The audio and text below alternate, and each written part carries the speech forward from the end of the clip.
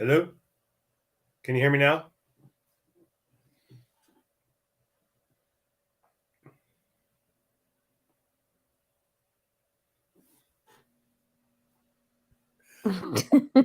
Oh, there you are.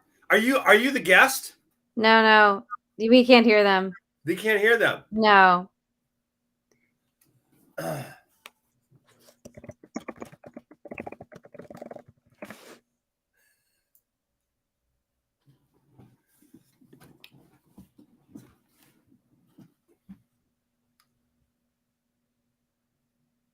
Technical difficulty. I guess. And Mike did it yesterday, so. Yeah. Okay.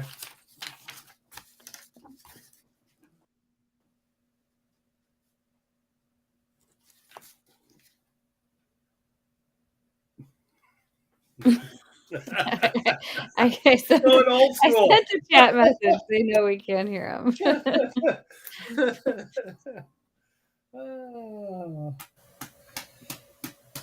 Where are you, Jory? I'm home. Okay. So, yeah. So No Montreal for me. it works for you. So I don't know why it wouldn't work for them. Well, I don't know. But my guess is they're going to come back using Mike's computer. Oh, I feel like okay. Ash always has some computer debacle. Got it. Okay. Hello. Should hear us. Oh, we can hear you. That's better. All right, That's now better. you can talk and say hi. Is Ryan, are you the guest? Are you our guest? Not a chance. Come on, man. Not a chance. Come on. No, I'm not prepared. No. What do you mean you're not prepared? You know what? I don't know anything about anything right now. 90% of life. Just show up. All I know is I was out till 1:45 last night in the morning. So, so it was an early night. It was an early night. That'll put a hurt on you. Yeah. Yeah. I kept it even. That takes 24 hours to recover from. Yeah, exactly. So don't ask me any complex questions right now. Okay? Good to see you, man. Yeah, you too. Wish you were here, man. Yeah. Sorry, I'm not. Well, let's see you in Phoenix in the fall. Okay. Okay. Good deal. Oh, I see why you're doing damage control this morning. Yeah. I did that 2 days ago. I know that goes. Can you hear me? We can hear you. Yes. Hey, Matt. Okay. Hey, Buzz. How's it going? Matt, your booth is right down here, man. Gasho, Oh, yeah? I can see Gasho right now. You're over there, and God, it looks. Ryan Miller would have been a great You guys guest. are like We way could've low just on the hammered screen. him. Talked about the old days. Should we Who'd you grab talk to? Should I grab Gasho and have him as a guest? If you want. Yeah, you know what? You need a guest. What do you want? Are we ready? How about We Ryan? live? I'm not ready at all, man. Ryan's. I'm like a speed bump. I've got a few things to talk about here. I've kind of highlighted. Yeah. Well, I mean, to go over. we're here to learn from you today, Ash, because you got your boots on the ground. All right. Well, it looks like we're live. There's a couple people streaming in. Great. I don't know if hopefully Ryan sent out the push. Don't know if he did or not. I see it. It's out. I see it. Okay. Cool. Joy said Great. Ryan sent the push. We're good. But there's like 800 people in lunch right now. I think some of those people are watching it, but good feedback on the show from everybody here that watches it every week. Oh, cool. I thought. Great. So yeah, this is this People week in watch lumber. our show?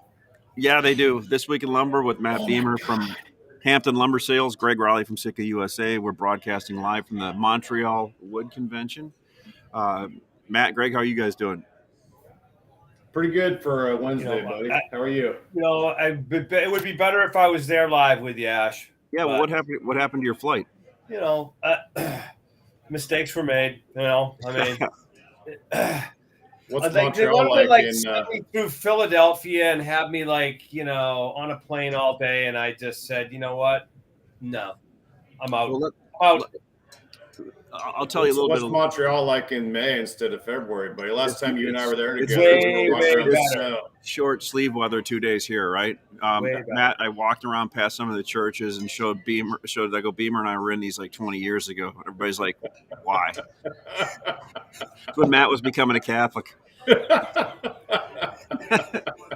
You got to admit, those are some beautiful churches over there, man. I'm unbelievable up here. So, I always like to ask people where they think the market's going here and talk about, get feedback from everyone. And I shared a little bit with Greg. Everybody's pretty happy about the last 2 years, certainly, but they're confused about what's going forward. And from what I've seen and listened to some of the speakers this morning, were one thing they said, somebody announced something about some timber coming off in the Pacific Northwest. Have you heard anything about that, Matt? That was announced. haven't.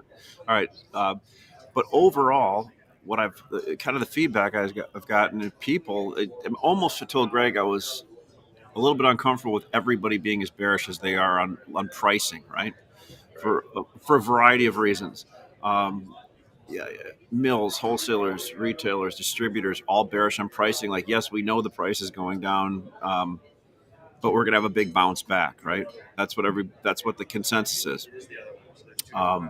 Still problems with logistics.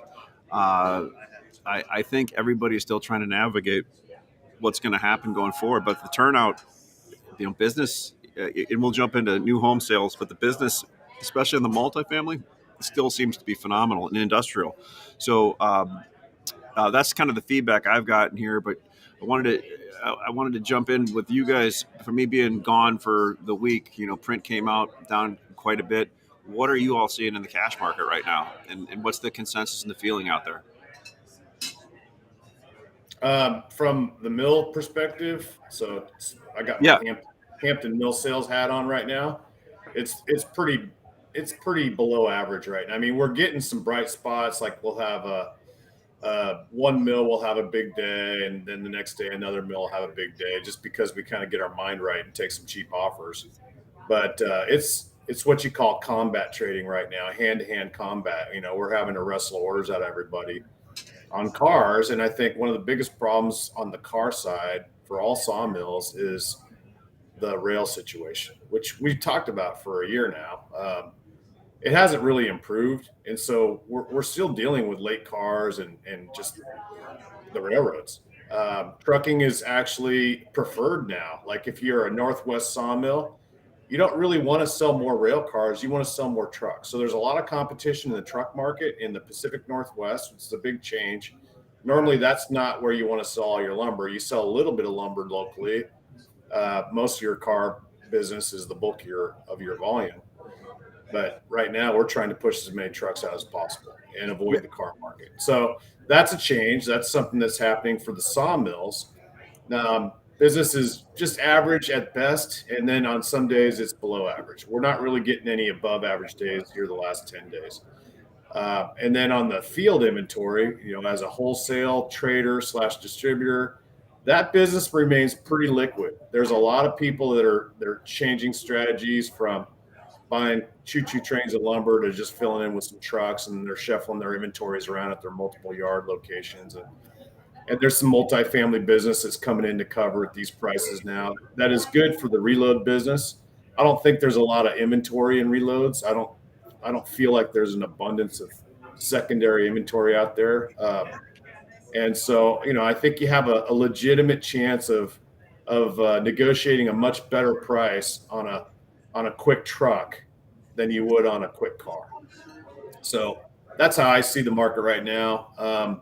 To your comment about everybody thinking the same way, that makes me not feel good about the future, because when everybody thinks the same way, it usually goes the opposite direction, right? Yeah, and I'm trying to. I don't know if that's just the canned answer that everybody's giving me, but everybody to a person is saying, yeah, we see ourselves going a lot lower after we've sold off a pretty tremendous amount of money, right? Greg, what's your feedback on it?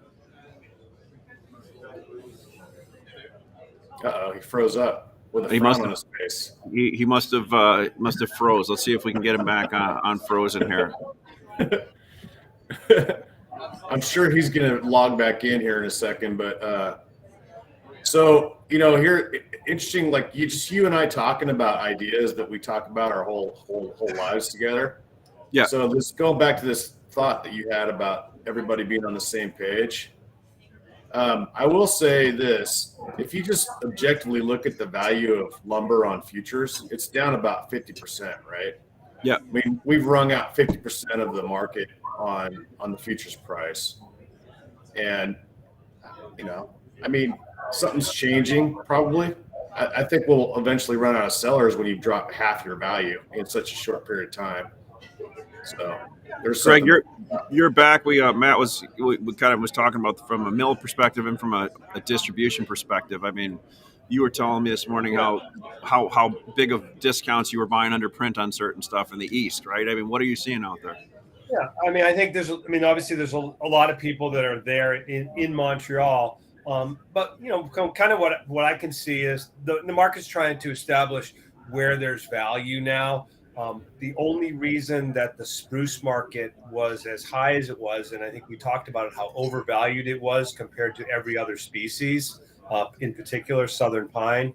We've seen a big shift over the last 30, 60 days on multifamily business going almost exclusively to southern pine. And if you look at those spreads, you can see why you're hundreds of dollars below.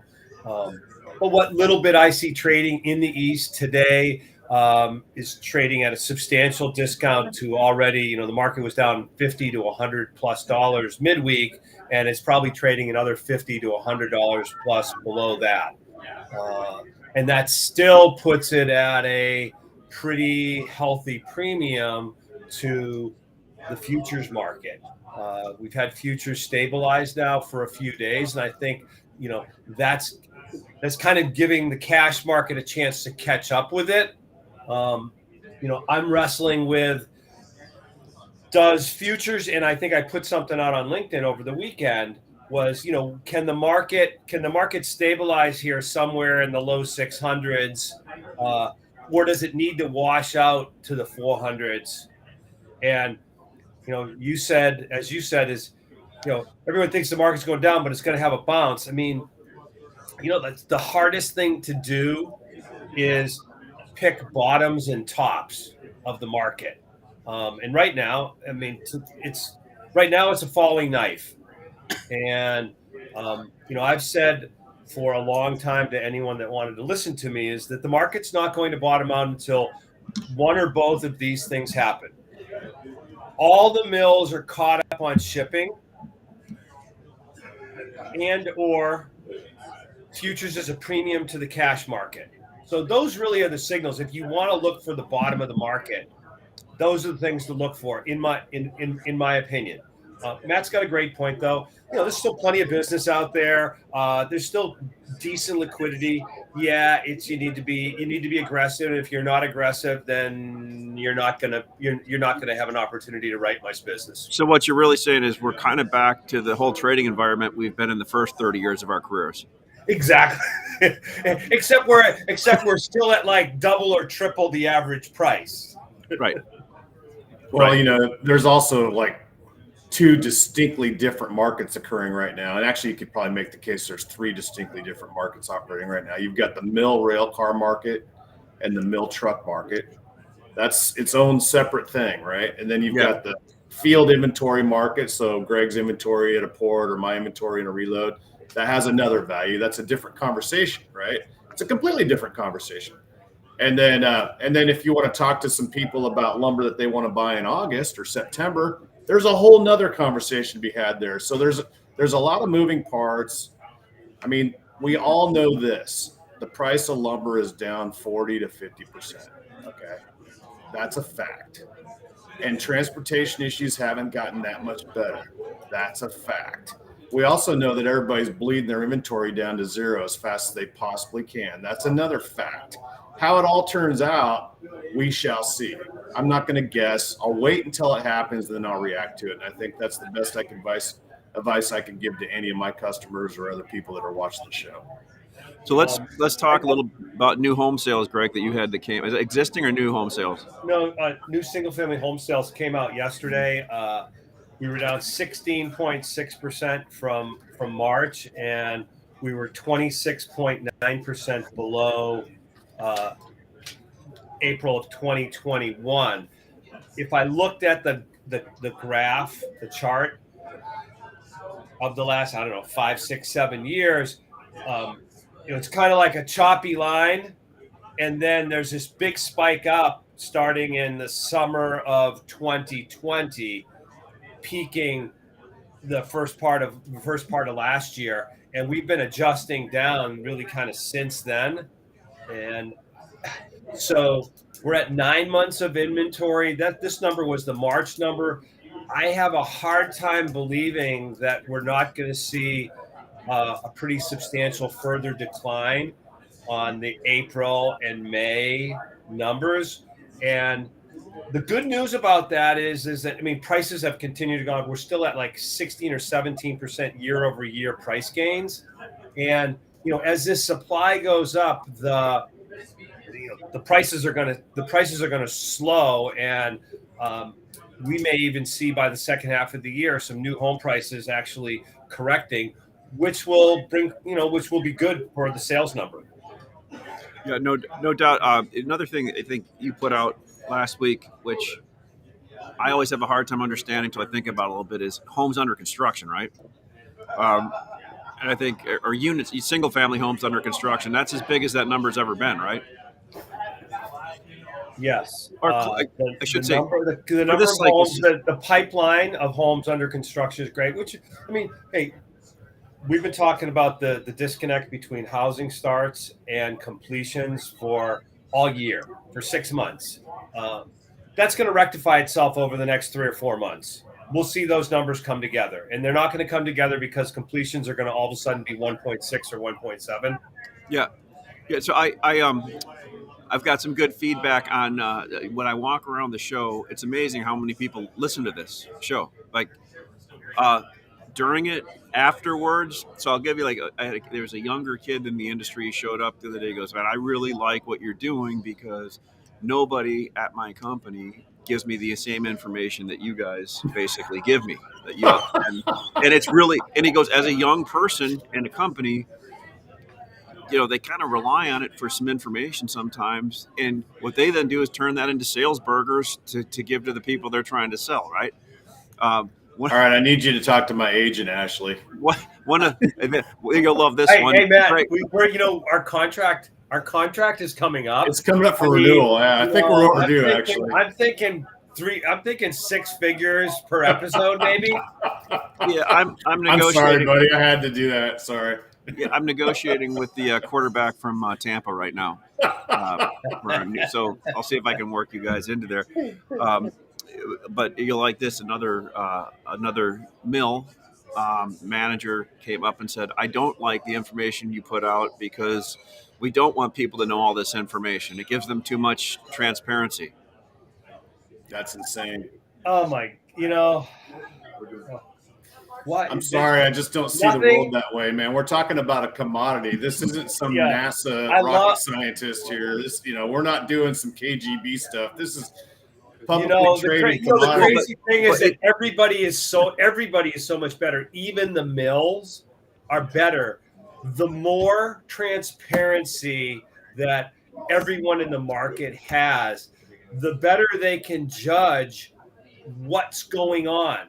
We have the biggest problems in our industry is when participants try and, hide or obfuscate what is actually going on because it masks the underlying trend, which gives people the wrong signals about what to do. And then when the market moves against them, they're like, they're mad at somebody because it certainly wasn't their fault. Well, then another guy said he watches it bringing his kids to soccer practice on YouTube in the car, right? So I think what does this kid going to soccer practice think about? Yeah, but it's really interesting. There's a lot of people watching the shows more than we think are. So somebody's be careful about what I say. We need to mind our P's and Q's, Matt. Yeah, no kidding. I just want to go back to that comment about you had a mill guy say we're talking too much. I mean, come on, man. If you're in this business for 5 years, you're going to figure all this stuff out on your own. Or if you don't figure it out on your own, some veteran's going to help you figure it out. I mean, I learned things from you, Ashley. I learned things from Greg. You've learned things from me. I mean, that's what we do. We share information. If you're any good at this, you're gonna just pick this stuff up on your own anyhow, right? Besides that, Greg and I and you aren't long for this world. We're going to be retired in 15 years, and somebody else is going to have to take our place and figure this stuff out. Yeah, the cool thing is everybody in our world now has access to more quick information on a basis, and we're kind of jumping into that stream of information. We're just doing it in lumber, which historically, somebody chalked it up. They go, the lumber industry seems like it's the 1970s grain industry. With the way they're adopting. How did you figure out how to trade lumber in the early 2000s? Did you get some help from Ted Block, maybe? By losing a lot of money. Yeah. And then Greg subsidizing that until I figured out how to make it. But you also got some help along the way, right? I mean, absolutely. We owe it to the younger generations to figure this out. I mean, what we're doing is like sorry about that. Period. The hardest part of trading lumber or viewing a commodity like this is trying to outthink the market, and you can't really do that. I mean, you can't outguess the market because the market will throw you curveballs your entire career. So, anyways, just a side there. Go ahead. Yeah, no, that's a good point. So we're just wrapping the show up here. Like I said, I went and listened to a couple different speakers. And, they made some good points. What this market has allowed, you're still going to see, so less consolidation in Western Canada, more consolidation in Eastern Canada, because there's still a lot of smaller mills up there, and that's the place where there's going to be consolidation. A lot of people that purchase mills that weren't tier one mills. Good comment. I think it was from Bart Bender today. He made a comment like some people were allowed to run less efficient mills with a buffer of good pricing, right? So there'll have to be considerations made when the price drops of, maybe there'll have to be downtime and some efficiencies put in. We've kept hearing people say if it drops below a certain level, there'll be production taken off. I mean, it's hard to see at these numbers, but we'll see. We'll see what happens, right? Hey, and listen, I mean, ultimately that's what's going to happen. I mean, the market's going to go down to the place where, we do lose a little bit of supply. And the one thing that I'm talking to people about right now is traditionally, between Memorial Day and 4th of July, we get a market bottom that rallies us into mid-July, late July during the traditional Eastern summer shutdowns. Hey, Billy G in the house. Oh yeah. Hey Matt. Yeah, Bill and I had some good conversation. We were just talking about what's your sentiment from the industry, what you're feeling, just the local. What are you taking back as a couple different? A lot of enthusiasm here. A lot of positive enthusiasm. Good crowd. Very happy to see everybody. People are happy to see each other. Everybody's going to go back with a positive mindset and get things done. Simple as that. Get through this. Period. Excellent. See, I need that's when life throws you something great. I needed Bill on that one. That was. I mean, what? He's the Brian Westbury of the lumber business, Ash. Look at that smile. Look at that. Huh? Look at the man is just he's exuberant. Of course. No, Billy G's an inspiration to all of us because he is always able to look on the bright side of anything. I love that about you. Matt brought up a good point of how did we learn how to trade and do things. I mean, that's a perfect example of how to learn how to trade when no matter what's going on in the market, you find and Greg, you're like this, Matt, you find to survive in this industry, you need to find the positive side of everything because we certainly know for years we've gone Smile and dial, baby. Smile and dial. Yeah. Rely on your strength and go with it. Simple as that. Our industry hasn't exactly suffered you guys. the pandemic. All right, take care. But Ash, I was going to just finish up saying is this year, a lot of times you need to you need to buy in front of those summer shutdowns because obviously they're shut down. I think the one thing this year is because of the mill buildup in inventory, there's going to still be shipping full speed ahead during that time, so it's going to have less of an impact. That's my sense. Yeah, I mean, look at talking to some of these eastern mills up here, especially ones that are a little bit farther back in the sticks, so to speak. One of them made a comment. yeah, I don't want to ship trucks right now because I can still get as much money for my cars, and I'm going to keep loading cars because I don't want to concentrate on chasing 4 trucks down and drivers and where it's at when I can just do 1 car, right? So if certain mills have cars, they don't want to do trucks. Right. But if they can get trucks, to your point, Matt, certainly that's what I heard in some of the mills in the East, especially. A lot of them are now bringing it down to the borders and trucking it down there where they have a local. So what somebody told me is basically Toronto in Canada is our equivalent of Texas for them up there. So we have to remember there's a pretty robust industry, and we don't think up in Canada where they're moving a lot of the Eastern Canadian spruce and products into there, right? And they can sell it at some type of a discount too because they don't have to pay the 15 or 20% coming across. Well, and that's that's going to be interesting to see is there's been a carpenter strike in Toronto for the last 4 weeks that's supposed to potentially be rectified here in the short term. Like what effect that'll have on the market in the East is the only place that's going to affect it. And I guess those products that are heavily used in the Toronto market will be in demand. Yeah, for sure. So here's a good question. Hey guys, always enjoy the content. Question: do you think you will see sub 600 lumber by July? By July or in July? I mean, so that number 600 gets thrown out a lot, and I think that is because that's the number that gets thrown out of the cost of production at Western BC mills. I mean, I would say cash has been trading at 800 now. Does that make sense? Where we're at in the 2x4 market? Matt, that's a market you live in more than I do. That Western BC market. What's the price of that out there? I think it's going to touch 600. I don't know that it's going to go below it for any length of time in the short term, but in the long run, for sure, I do. So I don't know. I mean, if it happens in July, would it surprise me? No. Would it surprise me if it doesn't do that? No. But I think by September, October, if we haven't pierced the $600 level, then something happened to change the direction of the market. And I'm not sure what that would be. Maybe it would be forest fires. Maybe it would be curtailments. Maybe it would be a massive surge in demand or a massive loss of production. But I think we're on the road to sub 600. I just don't know that it'll happen by July. Yeah, I mean, the other side of it could happen in June. I mean, it could happen next week, really, for all we know.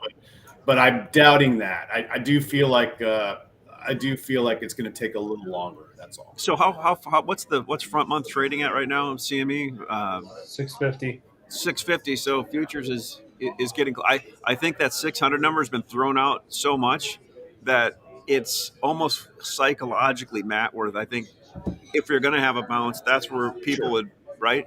Right. Well, it's one of two things is going to happen, Ash. Either it's going to bottom in front of that, which like right now we're kind of moving sideways for a few days here. We made a reversal. We made a reversal yesterday or the day before. I forget which one it was. We made a reversal. We had a key reversal yesterday in that we closed higher. We made a new contract low and closed higher. Technically that's pretty good. The lack of follow through today makes it a little suspect. But I wouldn't be surprised, if July was able to rally up into the mid 700s and cash were to drop to the low 700s, maybe even the 600s. But that would set up the scenario in my mind that, you could put a decent trading bottom in. All right. Very cool. Well, listen, guys, I got to go do my COVID test so I can catch a plane here. So I hope that wasn't a super spreader event up there, Ash. I mean, I'm not, and I'm not even concerned about COVID anymore. It's just monkeypox. That's scary. Hey, if you've got the smallpox vaccine scar on your right shoulder, you're probably fine, Greg. Don't worry about it. I mean, well, good. And apparently, I don't practice any of the things that they say are prime conduits for it. Well, I think that one's overblown. Let's just move on. Well, right on, guys. Well, look, I told you a few people that I got feedback that see us all the time, and that's awesome. So, yeah. Hey, if you get something out of this, I would like you to come to mxlumber.com. You can see we're displaying here, had great feedback, signed up a bunch of mills and people to get demoed and be on the platform. So, we survive off people do transactions on our platform. We give you this content. And Matt and Greg help me because they're good guys and we help each other. And Absolutely. we help the industry in the meantime. So somebody just asked the question here too, real quick, so we'll check it out. Does the upcoming hurricane season play a role in the future pricing, or is it a wait and see fluctuation? I would say, Greg? You're always one that said natural events in the short term never affect lumber pricing. I mean, hurricanes and forest fires, they only matter when they matter. You can't base your trading and your positioning based on those. That's for sure. I mean, there's just as many times where you've had a hurricane and the market's gone down as you've had a hurricane and the market's gone up. And the same thing with forest fires. Forest fires, more than anything, it's more the anticipation of forest fires are what cause things. But the actuality, I think I can only think of that one time, what it was a few years ago, where the forest fires really had an outsized impact. Most of the rest of the time, they don't. So the only thing that I watch when a hurricane comes is the guy on the Weather Channel in that red jacket hanging onto a stop sign sideways while he's trying to get some airtime. I think that's always enjoyable to watch, right? Hey, safe travels back, Ash. We'll see you.